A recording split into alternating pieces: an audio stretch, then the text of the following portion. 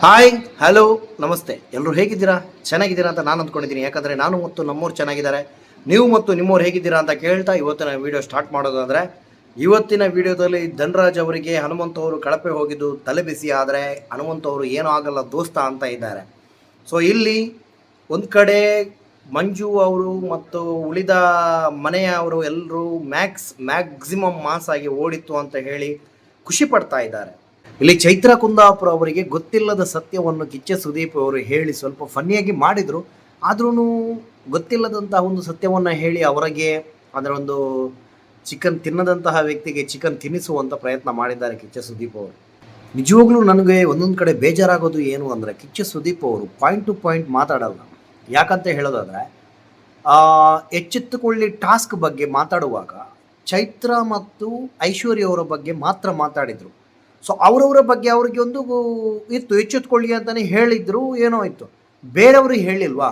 ಯಾಕೆ ಬೇರೆಯವರ ವಿಷಯವನ್ನು ಕಿಚ್ಚ ಸುದೀಪ್ ಅವರು ತೆಗ್ದಿಲ್ಲ? ಏನೋ ನನಗೆ ಅರ್ಥ ಆಗಲ್ಲ. ಕಿಚ್ಚ ಸುದೀಪ್ ಅವರ ವಾರದ ಕತೆ ಕಿಚ್ಚ ಸುದೀಪ್ ಅಂದ ಕೂಡಲೇ ನನ್ನ ಒಂದು ತಲೆಯಲ್ಲಿರೋದು ಏನು ಗೊತ್ತಾ, ಕಿಚ್ಚ ಸುದೀಪ್ ಅವರು ಕರೆಕ್ಟಾಗಿ ಒಂದು ಬ್ಯಾಲೆನ್ಸ್ಡ್ ರೀತಿಯಲ್ಲಿ ಒಂದು ಕರೆಕ್ಟಾಗಿ ಒಂದು ಎಲ್ರಿಗೂ ಒಂದು ಹೇಳ್ತಾರೆ ಅನ್ನೋ ಒಂದು ಇತ್ತು. ಬಟ್ ಇವಾಗ ಅದೂ ಮರೆಯಾಗ್ತಾ ಇದೆ ಅಂತ ನನ್ನ ಅನಿಸಿಕೆ. ಇಲ್ಲಿ ಕಿಚ್ಚ ಸುದೀಪ್ ಅವರು ಪಾಲಿಶ್ಡ್ ಆಗಿ ಮಾತಾಡೋದನ್ನು ಬಿಡ್ತಾ ಇಲ್ಲ. ಯಾಕಂದರೆ ಅವರು ಇನ್ನೂ ಒಂದು ರೆಸಾರ್ಟ್ ಟಾಸ್ಕಲ್ಲಿ ಮಾತಾಡ್ತಾ ಇದ್ದಾರೆ. ಸೊ ನನಗೆ ನಿಜವಾಗ್ಲೂ ಹೇಳೋದಾದರೆ, ಭವ್ಯ ಅವರ ಟೀಮು ಕಳಪೆಯಾಗಿ ಆಡಿತು ಅಂತ ನನ್ನ ತಲೆಯಲ್ಲೂ ಇತ್ತು. ಇವನ್ನ ಧನರಾಜ್ ಅವರ ತಲೆಯಲ್ಲೂ ಇತ್ತು. ಸೊ ಎಲ್ಲರ ತಲೆಯಲ್ಲೂ ಇತ್ತು, ಆಲ್ಮೋಸ್ಟ್ ಎಲ್ಲರ ತಲೆಯಲ್ಲೂ ಇತ್ತು. ಸೊ ಇದನ್ನು ಕಮೆಂಟ್ ಮೂಲಕ ದಯವಿಟ್ಟು ತಿಳಿಸಿ ನಿಮ್ಗೆ ಹೆಂಗಿತ್ತು ಅಂತ. ಸೊ ಏನು ಗೊತ್ತಾ, ಇದ್ದಿದ್ದಂಗೆ ಹೇಳಬೇಕು. ಯಾಕಂದರೆ ನಾನು ತ್ರಿವಿಕ್ರಮ್ ಫ್ಯಾನು, ಅಥವಾ ನಾನು ಭವ್ಯ ಫ್ಯಾನು, ಅಥವಾ ನಾನು ರಜತ್ ಫ್ಯಾನು, ಅಥವಾ ನಾನು ಧನರಾಜ್ ಫ್ಯಾನು, ಅಥವಾ ನಾನು ಮಂಜು ಫ್ಯಾನು, ಯಾರೂ ಫ್ಯಾನು ಅಲ್ಲ. ಒಂದು ವಿಷಯ ಆ ದಿನದ ಅಂದರೆ ನನಗೆ ನಿಜವಾಗ್ಲೂ ಹೇಳ್ತೇನೆ, ರೆಸಾರ್ಟ್ ಟಾಸ್ಕನ್ನು ಮನೆಯವರೆಲ್ಲ ನಾಮಿನೇಷನ್ ಟಾಸ್ಕ್ ಅಂತಲೇ ತಗೊಂಡಿದ್ರು. ಸೊ ಹೆಂಗೆ ತಗೊಳ್ತಾ ಇದ್ರು ಅಂದರೆ, ಅವರು ಸೋತ್ರೆ ಆ ಟೀಮ್ ನಾಮಿನೇಟ್ ಆಗ್ತಾರೆ. ಸೊ ಹಾಗೆ ಕೊಂಡೋಗ್ತಾ ಇದ್ರು. ಸೊ ಇಲ್ಲಿ ಕಿಚ್ಚ ಸುದೀಪ್ ಅವರು ಒಂದು ಪಾಲಿಶ್ಡ್ ರೀತಿಯಲ್ಲಿ ರಜತ್, ತ್ರಿವಿಕ್ರಮ್, ಭವ್ಯ ಅವರನ್ನು ಮಾತನಾಡಿಸಿದ್ರು ಅಂತ ನನ್ನ ಅನಿಸಿಕೆ. ಇಲ್ಲಿ ನನಗೆ ಕಿಚ್ಚ ಸುದೀಪ್ ಅವರ ಮೇಲೆ ಸ್ವಲ್ಪ ಅಭಿಮಾನ ಇದೆ. ಈ ಥರ ಹೇಳಬೇಕು ಹೇಳಬಾರ್ದು ಅಂತ ನನಗೆ ಗೊತ್ತಾಗ್ತಾ ಇಲ್ಲ. ಯಾಕಂದರೆ ಅವರೊಂದು ಸೆಲೆಬ್ರಿಟಿ, ಅವರಿಗೆ ಅವ್ರದ್ದೇ ಆದಂಥ ಒಂದು ಫ್ಯಾನ್ ಫಾಲೋವಿಂಗ್ಸ್ ಇದ್ದಾರೆ. ಸೊ ಆದರೂ ನಾನು ಹೇಳ್ತೇನೆ, ಯಾಕಂದರೆ ಕಿಚ್ಚ ಸುದೀಪ್ ಅವರೇ ಸ್ವಲ್ಪ ಮಾತಾಡೋದನ್ನು ಕಲೀರಿ. ಯಾಕೆ ಹೇಳ್ತಾ ಇದ್ದೇನೆ ಅಂದರೆ, ಇಲ್ಲಿ ರಜತ್ ಅವರು ಏನು ಮಾಡಿದ್ರು ಸರಿ, ರಜತ್ ಅವರು ಏನು ಮಾತಾಡಿದ್ರು ಸರಿ, ರಜತ್ ಅವರು ಹೆಂಗಿದ್ರು ಸರಿ.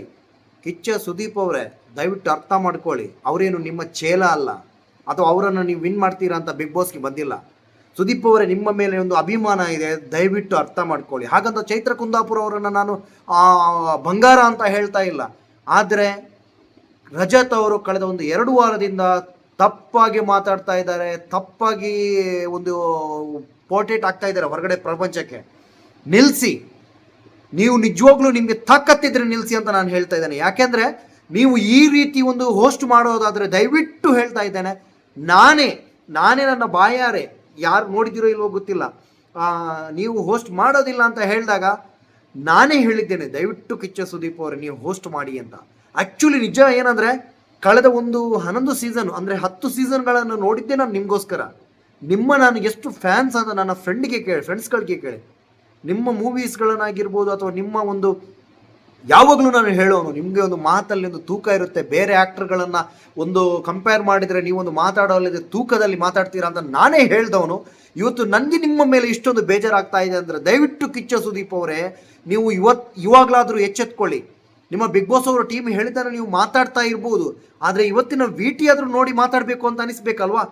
ನೀವು ಅದೇ ಚೈತ್ರ ಕುಂದಾಪುರ ಅವರನ್ನು, ಅದೇ ತ್ರಿವಿಕ್ರಮ್ ಅವರನ್ನು, ಅದೇ ಮಂಜು ಅವರನ್ನು ನೀವು ಹೆಂಗೆ ಬಾಯಿದ್ರಿ, ಹೆಂಗೆ ಮಾತಾಡಿದ್ರಿ? ನಿಮ್ಗೆ ಅಲ್ಲಿ ಮಾತಾಡಬೇಕು ಅಂತ ಅನಿಸ್ತು, ಆದರೆ ರಜತ್ ಅವರಿಗೆ ಮಾತಾಡಿಸೋಕ್ಕೆ ದಮ್ಮಿಲ್ವೋ ನಿಮ್ಮ ಹತ್ರ?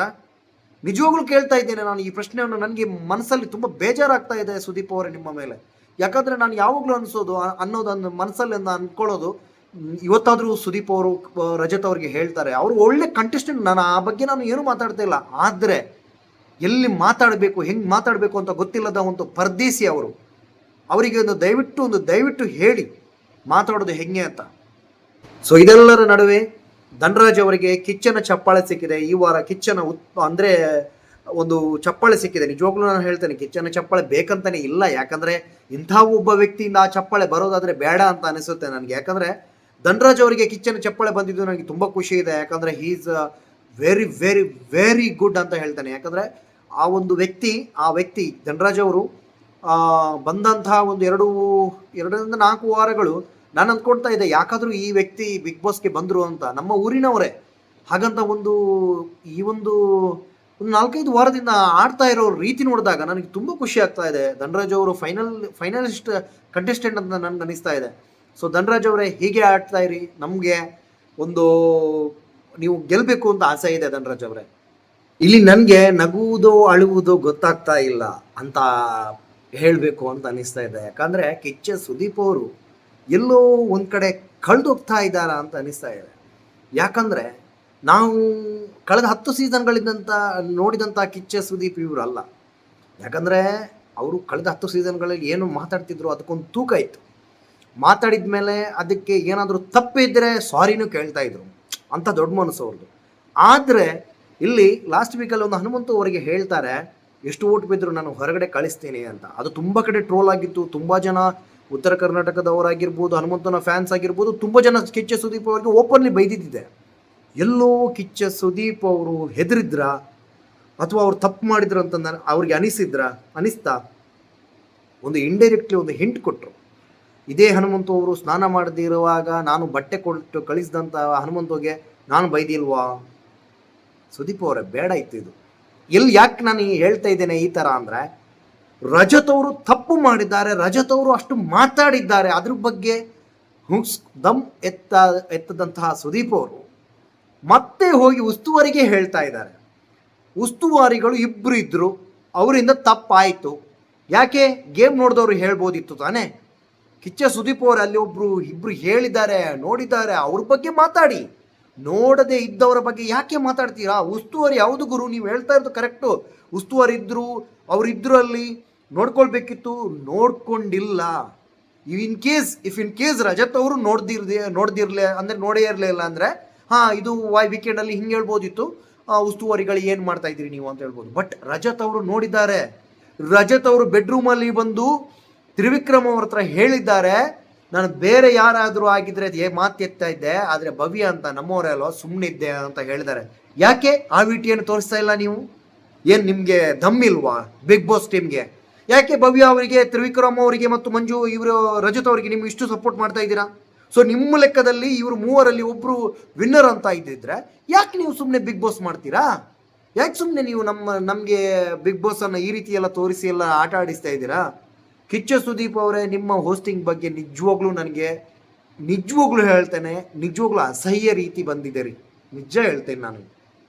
ಇಲ್ಲಿ ಸ್ಟಾರ್ ವಿಷಯದಲ್ಲೂ ಕೆಲವರನ್ನು ಟಾರ್ಗೆಟ್ ಮಾಡ್ತಾ ಇದ್ದಾರೆ. ಯಾಕಂದರೆ ನನಗೆ ಇಲ್ಲಿ ಅನಿಸ್ತಾನೇ ಇಲ್ಲ ಯಾವ ರೀತಿ ಇವರು ಕೊಡ್ತಾ ಇದ್ದಾರೆ, ಯಾವ ರೀತಿ ಕಿಚ್ಚ ಸುದೀಪ್ ಅವರು ಮಾತಾಡ್ತಾ ಇದ್ದಾರೆ, ಯಾವ ರೀತಿ ಒಂದು ವೀಕೆಂಡನ್ನು ಕೊಂಡೋಗ್ತಾ ಇದ್ದಾರೆ ಅಂತ. ಮೇ ಬಿ ಕಿಚ್ಚ ಸುದೀಪ್ ಅವರಿಗೆ ಬಿಗ್ ಬಾಸ್ ಮೇಲೆ ಇಂಟ್ರೆಸ್ಟ್ ಇಲ್ಲ, ಅದಕ್ಕಾಗಿ ಬಂದೇ ಬಸ ಬಂದ ಅಂತ ಹೇಳೋ ರೀತಿ ಕೊಡ್ತಾ ಇದ್ದಾರೆ ಅಂತ ನನಗೆ ಅನಿಸ್ತಾ ಇದೆ. ಸೊ ನಿಮಗೂ ಏನು ಅನಿಸ್ತಾ ಇದೆ ದಯವಿಟ್ಟು ಕಮೆಂಟ್ ಮೂಲಕ ತಿಳಿಸಿ.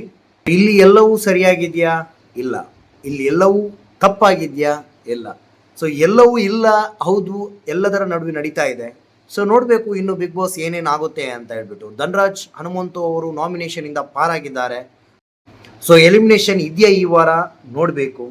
ಸೊ ಎಲ್ಲದರ ನಡುವೆ ನಮಗೆ ಒಂದು 100% ಒಂದು ಕ್ವಶನ್ ಹೇಳೋದೆ, ಕಿಚ್ಚ ಈ ಬಾರಿ ಯಾಕೆ ಹೋಸ್ಟಿಂಗ್ ಸರಿಯಾಗಿ ಮಾಡ್ತಾ ಇಲ್ಲ ಅಂತ. ಸೊ ಇದಿಷ್ಟು ಹೇಳ್ತಾ ಇವತ್ತಿನ ಬಿಗ್ ಬಾಸ್ ಕತೆ ಮುಗಿಸ್ತಾ ನಾಳೆ ಸಂಚಿಕೆ ಜೊತೆ ಮತ್ತೆ ಸಿಗ್ತೇನೆ ಅಂತ ಹೇಳ್ತಾ ಟೇಕ್ ಕೇರ್, ಬಾಯ್, ಗುಡ್ ನೈಟ್.